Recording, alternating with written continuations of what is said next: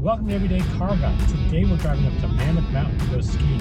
It's about 350 miles away, and I want to see how well this car does after 5.5 years and over 60,000 miles. And let's find out how often we have to charge. So come on for a ride, and let's find out.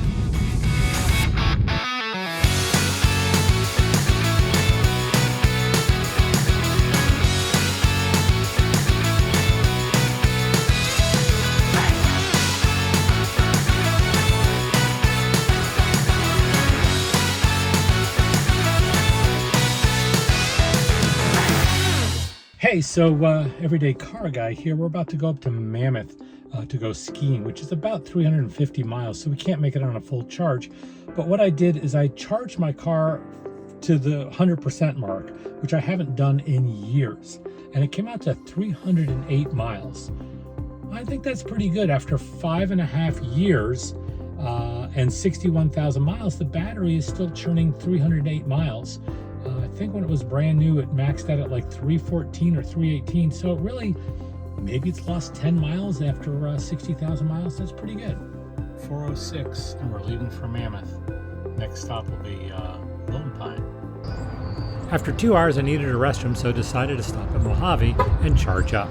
It's been pretty cold, so I needed the heat most of the way and depleted the battery a little bit more than expected. Since I'll be going through the Mojave Desert, I wanted some spare power.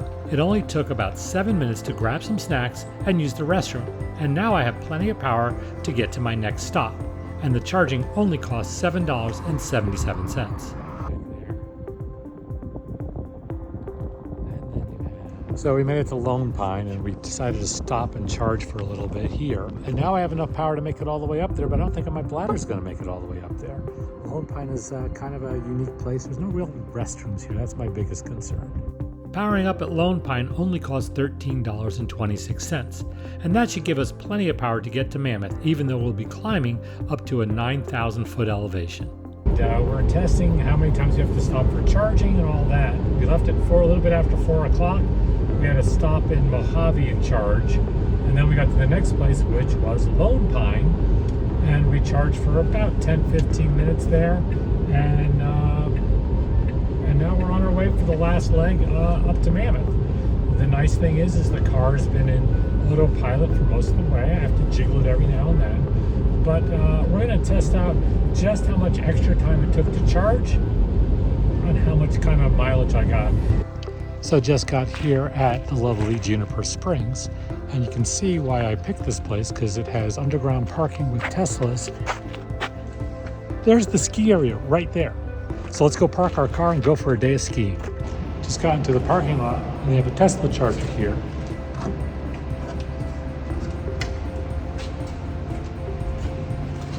And now my car is charging, and I'm gonna go skiing.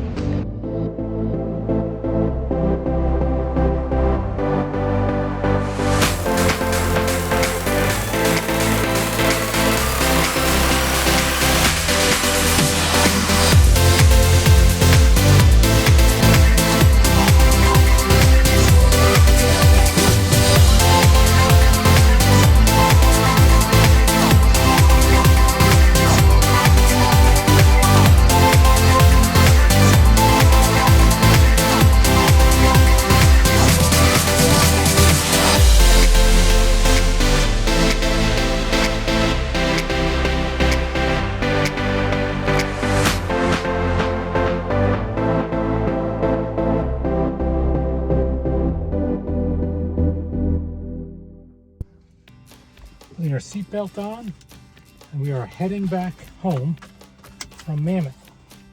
So let's see where we have to stop to get power. It says we can go all the way to Mojave. We took the Tesla all the way up to Mammoth Mountain. It's about a 5.5 hour drive in a normal car. It took us about 6 charging and bathroom breaks. So now we're going home. It's 1:45. We just left the resort. We have 280 miles on our charge. It's saying that we can make it to Mojave, which is 212 miles away. We love the drive. The car was in autopilot most of the way, so we're going to put it in autopilot for most of the way home. I keep my hands close to the wheel. Sometimes I just rest my thumb on the wheel. I have it set up where I have to tell it to to change a lane. You could have it automatically change lanes with traffic. And I don't trust it that much. I keep my eye on the car. I am always looking forward. Basically, I treat it as I'm the pilot in command and Tesla is my co-pilot. So right now I'm letting Tesla drive the car and I'm watching out. I'm looking for traffic. I see traffic coming. When traffic comes, I grab the wheel, make sure that it's not going to do anything. Make phone calls, change the radio.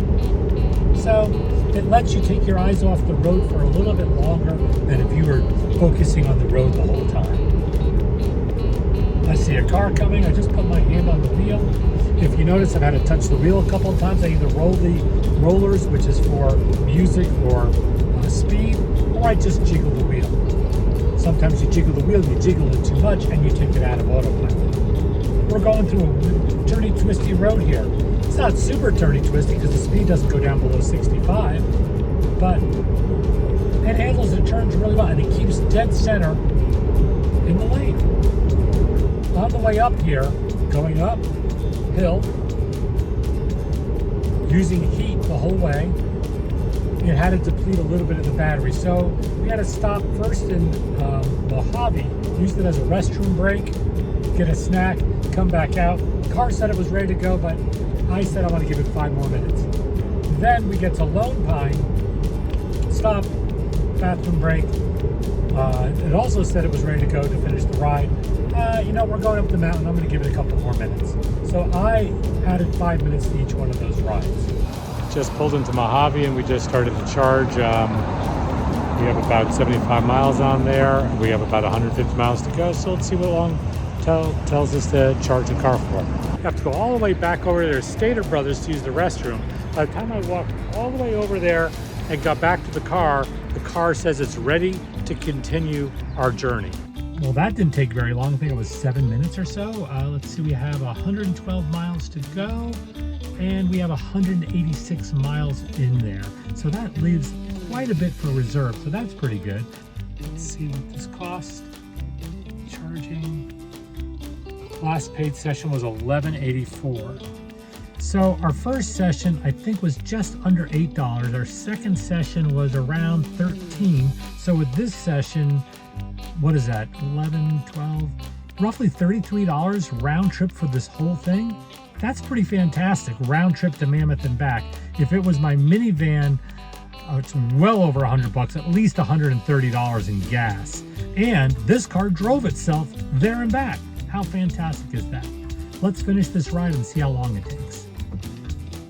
So the whole trip back from Mammoth only took 5 hours and 25 minutes. That's about the same as it would take in a gas car. Now, we did stop to get power, but I also used the restroom, and we only stopped for 7 minutes. So the whole trip again was 5 hours and 25 minutes, which if you were in a gas car, that would be about the same. Now, the good thing about coming down the mountain is that we could add more miles as we were going down from a high elevation to a lower elevation with a regenerated brake system, which is fantastic. Now, going up to Mammoth was a lot different. I had to stop twice to power up. I did have to use my heat, and we were going up to 9,000 feet elevation, and that drains the battery, so I did have to stop twice.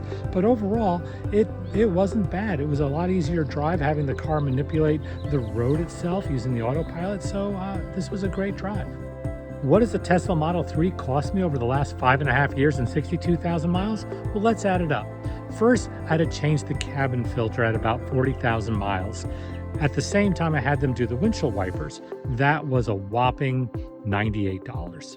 Then, at about 45,000 miles, I had to change all 4 tires. That is expensive. That was $1,800. These are 1-flat tires, and they are expensive. And then third, just about a week ago, I had to replace the 12-volt battery. That cost $123. Again, they came to my house and replaced it. So overall, after 5.5 years, 62,000 miles, the costs are just a little bit above $2,000. Not bad. Oh, by the way, when they changed the battery, there was a recall, and they came and they did the recall while they were doing the battery. Most recalls I get for this car are over-the-air updates. So you just go to sleep, plug the car in, it updates the car, and recall is done. So that's really cool. That's one of the things I love about this car. So I have a couple of tips and some things to review about my Model 3 after 5.5 years and 62,000 miles. First of all, when I charge the battery, I usually charge it at home. I actually reduced the rate down to 20 amps. The maximum is 48, but I was told if you reduce it down to 28, it actually helps the battery's longevity. I also schedule to have the battery charged late at night, which is the cheapest time to charge. So it costs me very little to charge this car.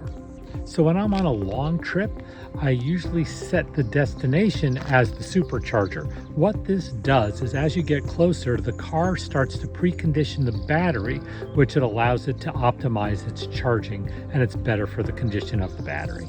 As I mentioned on this trip, I charged this car to 100% and got 308 miles, which I was pretty surprised that it did that well after 5.5 years.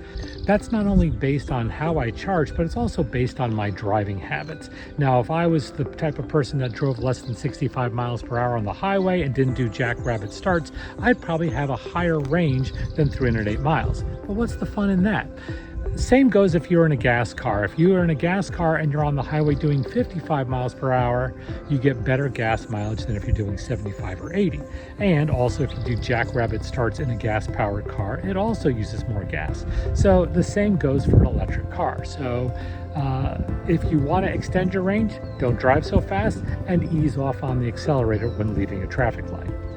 In all the years I've owned this car, I've barely gone below 10%. I think it's better for the battery, and it's also better for me with range anxiety. When I drive my gas-powered cars, I don't go below 1/8 of a tank for the same reason. I don't want to be searching for a gas station, when you can't find one. So just go with the same rules as a gas car on an electric car and you'll be fine. So again, after 5.5 years of driving this car, the fit and finish still looks good. The car handles great. It's still fun to drive. I absolutely love this car. It hasn't cost that much in maintenance.